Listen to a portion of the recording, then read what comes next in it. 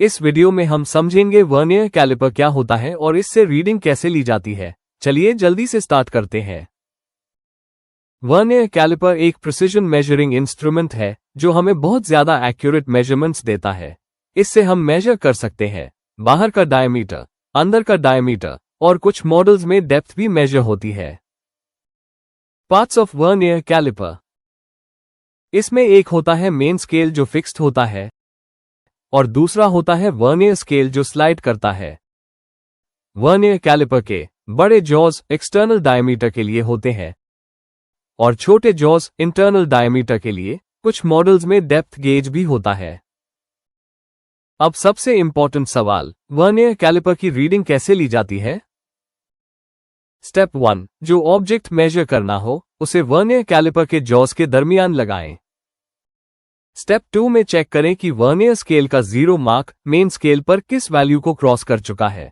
उस वैल्यू को कहते हैं मेन स्केल रीडिंग। जैसे कि इस इमेज में 0 मार्क मेन स्केल के 2.8 को क्रॉस कर चुका है, तो मेन स्केल की रीडिंग हुई 2.8 मिलीमीटर्स। स्टेप 3, अब हम वर्नियर स्केल रीडिंग लेंगे। अब देखें कि वर्नियर स्केल का कौन सा डिवीजन मेन स्केल के किसी डिवीजन के साथ एग्जैक्टली अलाइन हो रहा है। उस अलाइन डिवीजन को वर्नियर स्केल के नंबर से लीस्ट काउंट के साथ मल्टीप्लाई करते हैं। इससे मिलती है वर्नियर स्केल रीडिंग। जैसे कि यहां पर ये डिवीजन अलाइन हो रहा है, वर्नियर स्केल पर ये 6 नंबर का डिवीजन है, तो इसे लीस्ट काउंट से मल्टीप्लाई करते हैं जो है 0.1, तो हमारी वर्नियर स्केल की रीडिंग हुई 0.6। स्टेप 4, अब दोनों रीडिंग्स को ऐड कर दें। Total reading equals main scale reading plus vernier scale reading.